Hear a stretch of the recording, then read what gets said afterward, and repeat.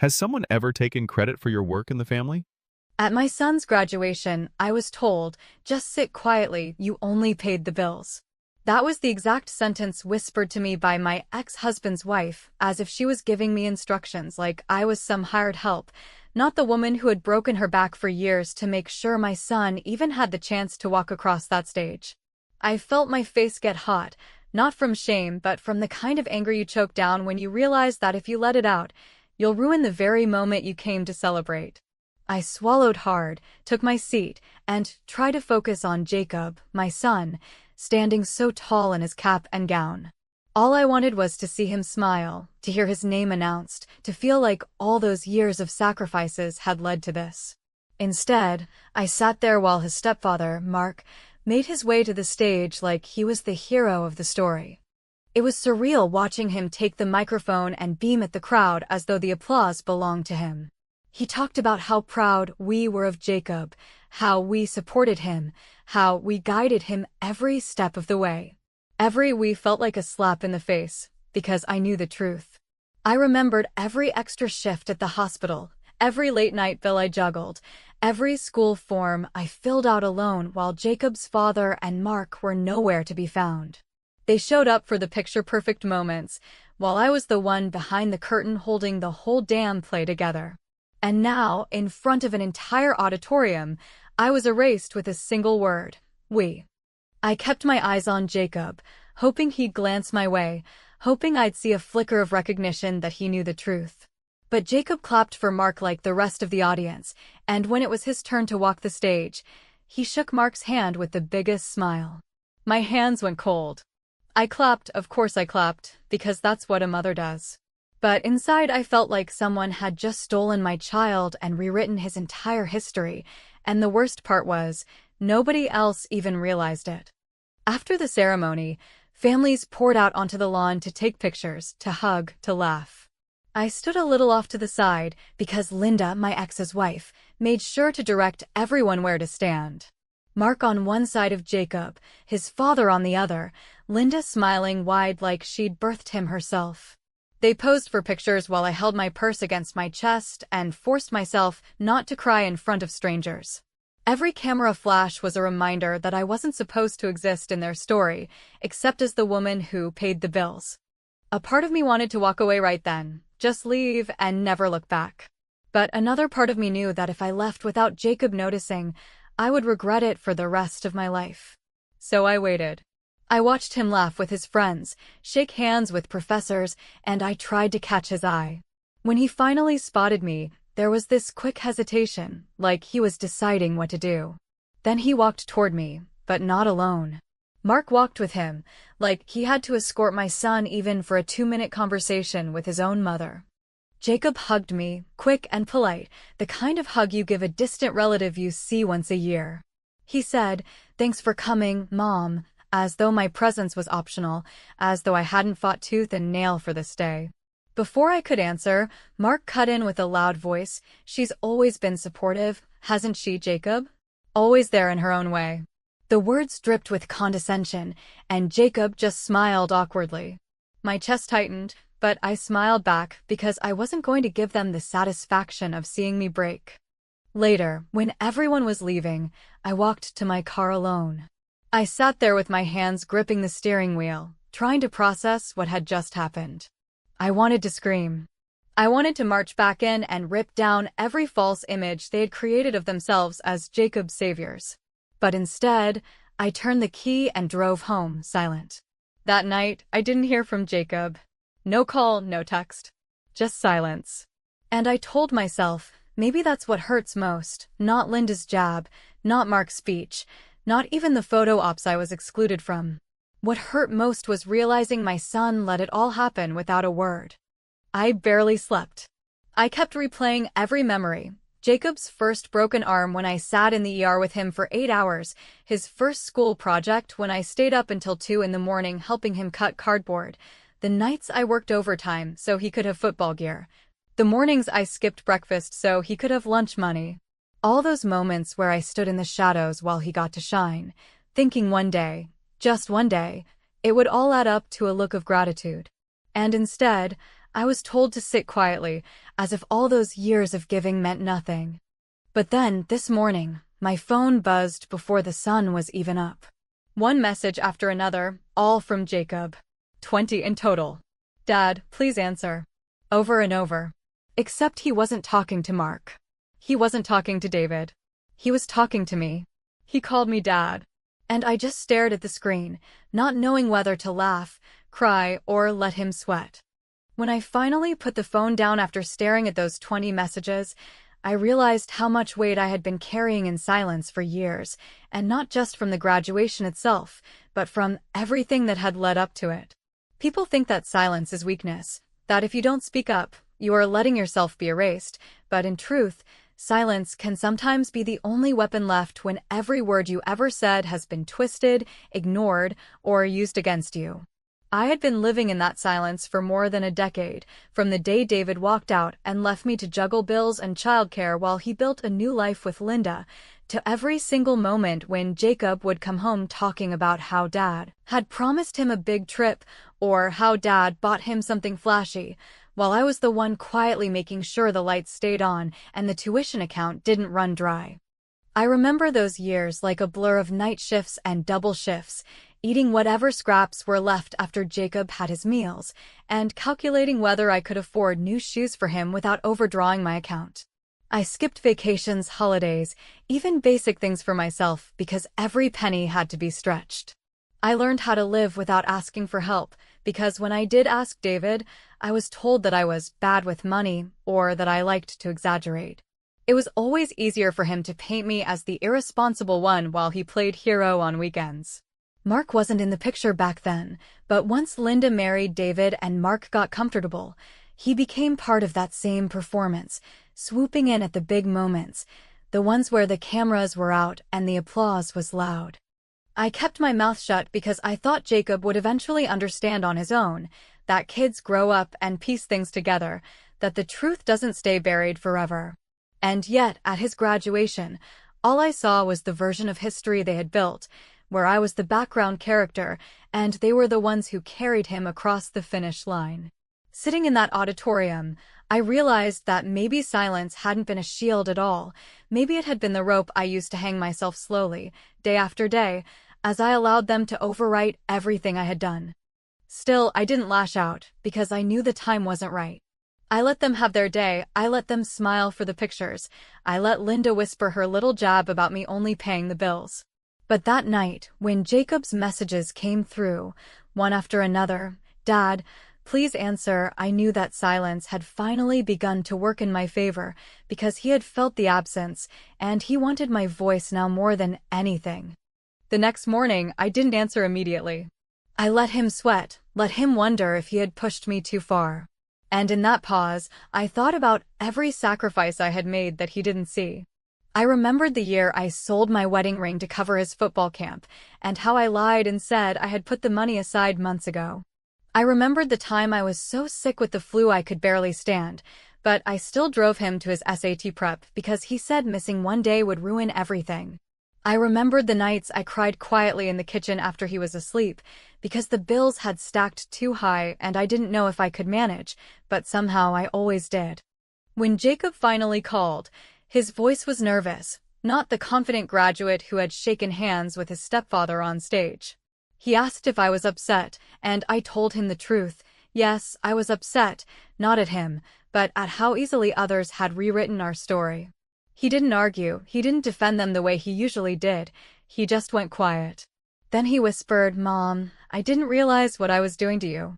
And in that moment, I felt something shift, not entirely, but enough to know that silence had left its mark. Of course, that didn't mean Linda and Mark would step back. Quite the opposite, because within days, Jacob started repeating Mark's phrases again, about how I should be proud just to contribute, about how everyone has a role, and mine was to provide while others guided. I could tell those words weren't his, they were planted, rehearsed, drilled into him until he couldn't separate his own thoughts from theirs. And that's when I knew my silence would have to end. But I wasn't going to break it in anger. I wasn't going to scream or beg. I was going to pick my moment, and when I did, I would make sure the truth cut so deep they wouldn't recover from it. Late that week, as I was sitting with a stack of unpaid bills that I had quietly managed without Jacob ever knowing, my phone buzzed again. It was him, sending another late-night message, this time not calling me Dad, not repeating Mark's rehearsed lines, just 5 simple words, "Please don't hate me, Mom." I stared at that message until my eyes burned, because that was the first time in years he had sounded like the boy I raised, not the version of himself molded by their influence. And for the first time in a long while, I felt a calm I hadn't known before, because I realized that no matter how long it took, I was going to win this. When I finally called Jacob back, I did it with the kind of calm that takes years to earn, the kind that comes after you run out of tears and realize that the only thing left that can hurt you is your own reaction, and I asked him where he wanted to meet. And he suggested the coffee place near campus where nobody would bother us, and I agreed because I wanted him on his own ground, without Mark hovering at his shoulder like a sponsor at a press conference. He showed up looking older than he had the week before, and before I could say a word he rushed into an apology that sounded sincere in the way a confession sounds when a person runs out of rationalizations. And he said he was sorry for the way graduation played out, and he said he did not realize how it looked, and he said he did not mean to make me feel erased. And then his voice went quiet, and he admitted something that sat between us like a heavy box no one wanted to lift, which was that Mark had been telling him for months to create some distance because it made Jacob look more polished, more independent, more like the kind of young man who had pulled himself up by his own will and the guidance of a strong father figure. I let him talk because I needed to hear it in his words, and he told me that when he brought up my late nights and the bills and the times I skipped meals so he could stay in his programs, Mark would smile in that patient way and tell him that everyone has a role, that some people provide while others guide, and that the world respects a single narrative more than a messy truth, and if Jacob wanted internships and references and invitations, he had to present that single narrative without hesitation, and if that meant downplaying my part, it was nothing personal, it was just strategy. He stared at the table when he said it, and I could tell the strategy tasted like ash in his mouth. And I did not rescue him from that discomfort, because he needed to sit in it long enough to remember who taught him to tell the truth even when it was inconvenient. I asked him if he knew who filled out the financial aid forms every year, who negotiated with the registrar when tuition was due before a paycheck cleared, who called the insurance company when his ankle snapped during practice, who planned for emergencies and then lived inside them, and he nodded because of course he knew. He had known the whole time. He had simply been pretending not to know because pretending made the world smoother around people who liked things smooth. He told me that Mark had even bragged to some of Jacob's friends that he had taken care of tuition personally, that he had a special relationship with the department and had stepped in when necessary, and when Jacob pressed him for details, Mark had told him not to get bogged down in paperwork because winners focus on outcomes, not receipts.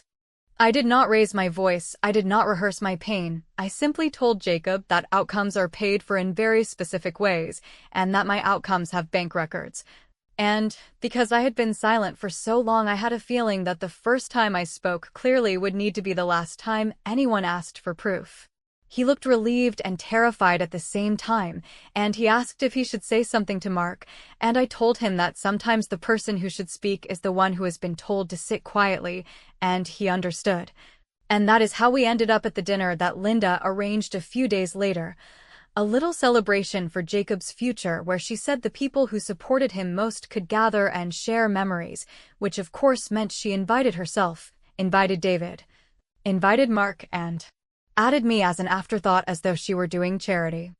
I came early because I wanted a minute to breathe and to decide whether I would simply walk away after a polite meal or whether I would choose the moment when the table felt safest to everyone else and when they all arrived. Linda took charge with that cheerful voice that pretends to include while it rearranges the seating so the right faces face the right faces. And Mark started his small speeches about mentorship and potential and how Jacob represents the kind of determination that inspires communities, and Jacob smiled, but not with his eyes, and David kept adjusting his cuff as though respect could be ironed into fabric, and I sat there with a folded page in my purse, a single page that had waited long enough. When the plates were cleared and the server asked about dessert, Mark stood and tapped his glass and said he wanted to raise one more toast to acknowledge the village that lifted Jacob, and he gestured to Linda and then to David and then, with a benevolent nod, to me. And he said something about how gratitude is best expressed not in words, but in the way we live our values, and the table made those agreeable sounds people make when they plan to forget the details, and that is when I reached into my purse and set the thin folded paper beside Jacob's plate, and I said that values live in the details, so I brought one. Jacob unfolded the page and read the header with my name on the account and the amount that covered an entire semester, and his breath caught, and he passed it to Mark because he wanted this to be settled right there, and Mark took the paper with a smile that tried to hold. The kind of smile people wear when they still believe a performance will carry them through, and then his eyes moved down the line that listed the payer and the bank and the confirmation code that matched my statements, and his jaw tightened for the briefest moment before he recovered, and Linda leaned in to peek, and David coughed into his hand like a man who needs a new script. I did not gloat. I did not raise a single word above a measured tone. I simply asked if anyone at the table could point to a single page showing their name attached to the same kind of payment, and the silence that followed was not my silence anymore, it was theirs. And it stretched long enough for Jacob to look at me with something raw and honest in his eyes that I had not seen in far too long, and then I slid my hand back into my purse and closed my fingers around the envelope that held every other semester's proof, and as I lifted it into the light so they could see how thick it was, I asked whether I should continue reading the names on the accounts aloud or whether we preferred to keep this toast short.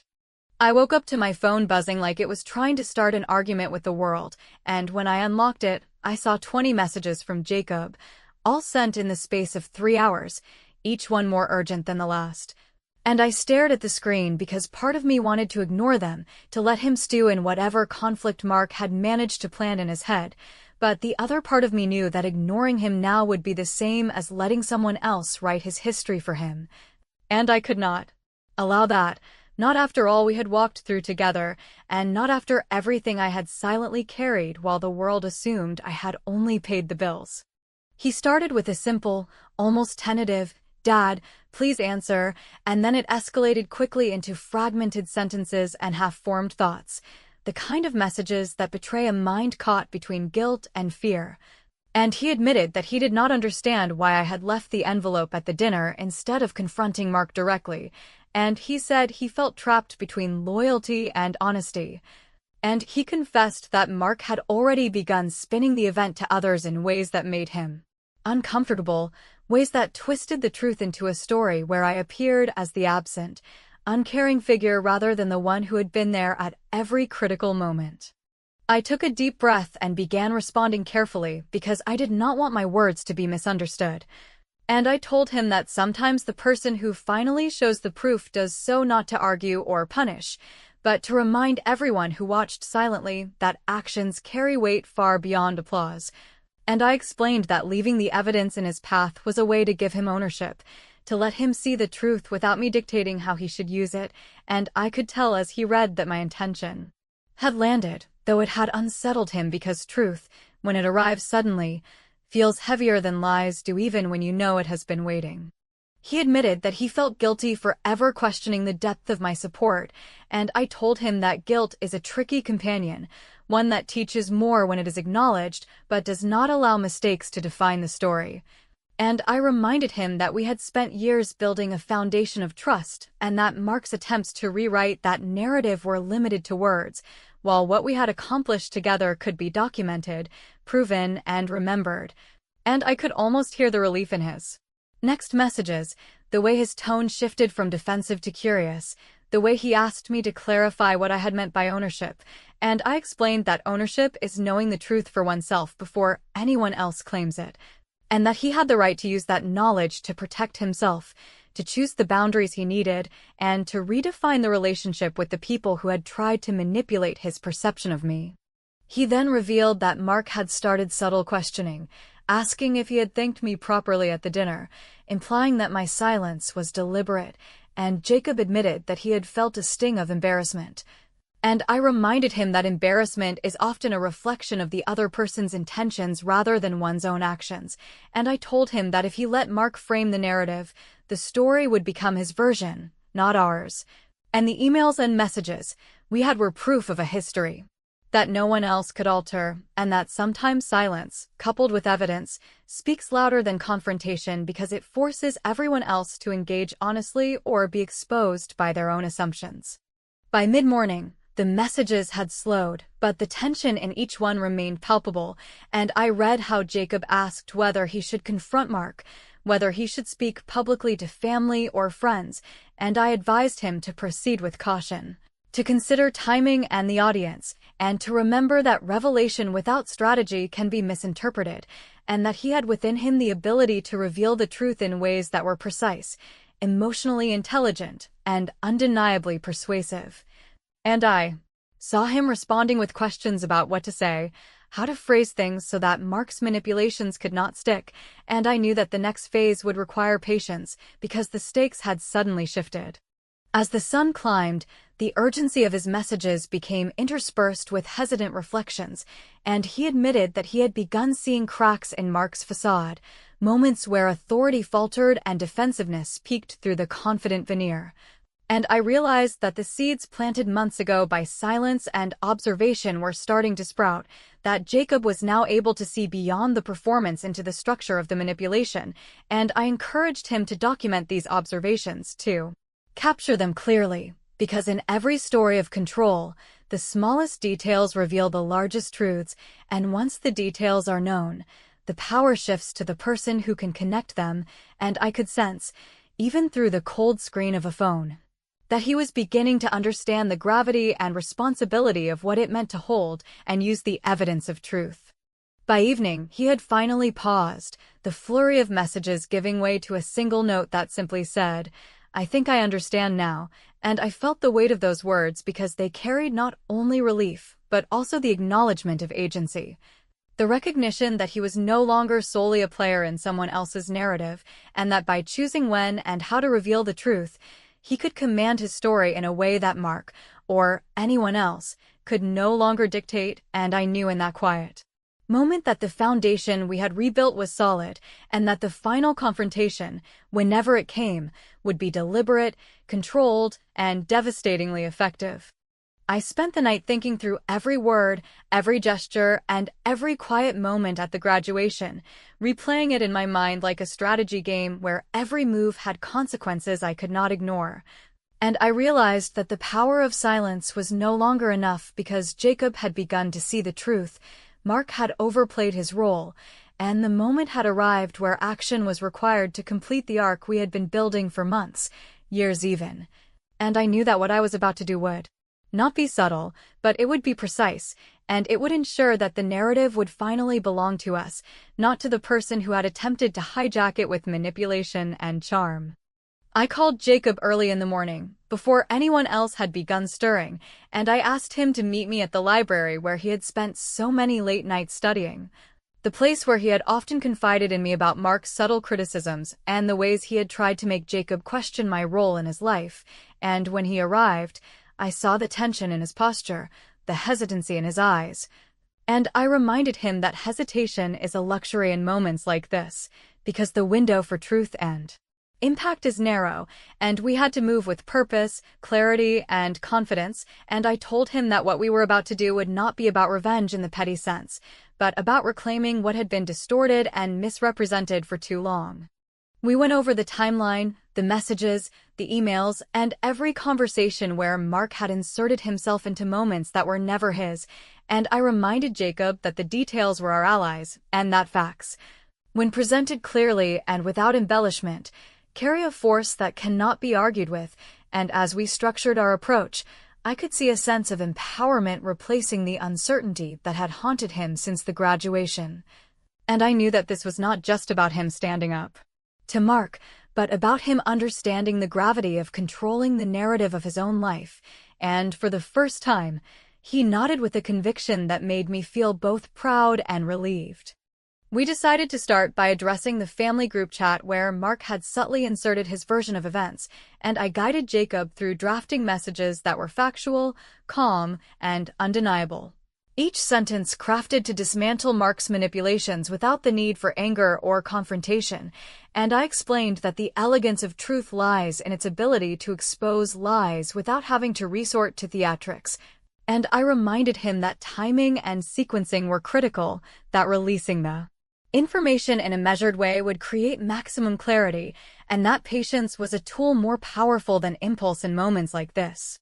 When he finally sent the messages, I watched him hesitate only briefly before hitting send, and I could see the weight lift off his shoulders the moment they left his phone because he knew he had taken control, and within minutes, responses started arriving. Not from Mark, but from the others who had witnessed the graduation and had been quietly confused by the contradictions, and I watched as the truth began to ripple through the network of assumptions, dismantling the carefully constructed image Mark had tried to maintain, and I felt a quiet satisfaction knowing that the impact would be irreversible, precise, and deserved, because it was grounded in fact, timing, and deliberate strategy rather than emotion or vindictiveness. Mark tried to respond, tried to assert control, but every message he sent only reinforced the contrast between his narrative and the one Jacob had laid out. And each attempt he made to redirect the story only highlighted the inconsistencies he had long depended upon to manipulate perceptions, and I could see, as Jacob remained composed and fact-driven, that Mark's influence was crumbling. That the audience of family, friends, and observers was now questioning him rather than us, and I felt a surge of quiet triumph, not because I enjoyed seeing him falter, but because justice, clarity, and truth were finally aligning in our favor, and every carefully considered step we had taken was paying off exactly as planned. By the evening, the group chat was silent except for acknowledgments and questions for clarification, and Jacob came to me, exhausted but smiling, and he admitted that he had never felt more certain about who he could trust and what he could control. And I reminded him that this was only the beginning of asserting boundaries and that maintaining perspective and confidence would be critical in future interactions. And as we walked home, I saw in his posture, his expression, and his calm demeanor that the graduation that had once felt like a public slight had been transformed into a private lesson in strategy, agency, and empowerment, and in that moment, I understood that the final move had been made not with confrontation, not with anger, but with intelligence, patience, and unwavering dedication to truth, and as we settled in for the night, I realized that we had not only reclaimed the narrative, we had reshaped it entirely, leaving Mark with no room to manipulate, and Jacob with a newfound sense of authority and self-respect that would guide him far beyond that single, challenging day.